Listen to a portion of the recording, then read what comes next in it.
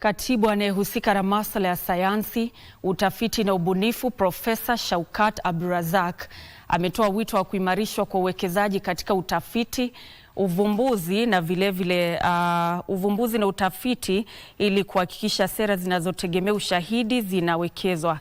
Akizungumza wakati wa sherehe ya maadhimisho ya miaka 10 ya taasisi ya maendeleo ya binadamu ya Chuo Kikuu cha Aga Khan jijini Nairobi, Katibu Abdurazak alibainisha kuwa changamoto zinazowakabili watoto ikiwa ni pamoja na afya ya akili, mabadiliko ya hali ya hewa, uhaba wa chakula na vilevile usumbufu wa kiteknolojia zinahitaji suluhu zinazotegemea ushahidi zinazoendeshwa na sayansi na uvumbuzi.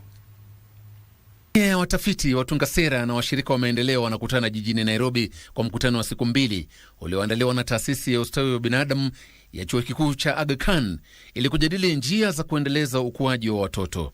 Akihutubia mkutano huo, katibu anayehusika na masuala ya sayansi, utafiti na ubunifu, Profesa Shaukat Abdurazak alisema machafuko ya mikasa ambayo imekuwa ikishuhudiwa majuzi shuleni inaonyesha hitaji linaloongezeka la kuelewa shinikizo la kisaikolojia linaloathiri wanafunzi. We are living in a rapidly changing world characterized by technological disruptions, climate change, demographic shifts, mental health challenges, food insecurity, emerging diseases and growing inequalities, including the conversation that is going on now, the disruptions that we get in our schools. Mkurugenzi wa taasisi ya ustawi wa binadamu Profesa Amina Abubakar alisema taasisi hiyo imeanzisha teknolojia bunifu ikiwa ni pamoja na matumizi ya akili mnemba, vifaa vinavyozaliwa na majukwaa ya kidijitali ili kutambua hatari ya ukuaji miongoni mwa watoto.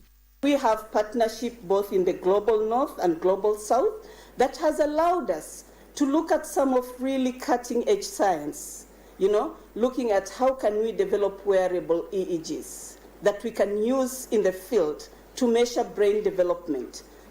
How can we work with AI to come up with early risk indexes for child development. Wakati huo mtendaji wa baraza la maendeleo la kaunti za eneo la kaskazini mwa nchi Dr. Idil Farah alisema zaidi ya vituo 5,000 vya ustawi wa watoto wachanga katika kaunti za mpakani vimenufaika na uingiliaji kati unaotegemea ushahidi na programu za kuimarisha uwezo. You can do little for much.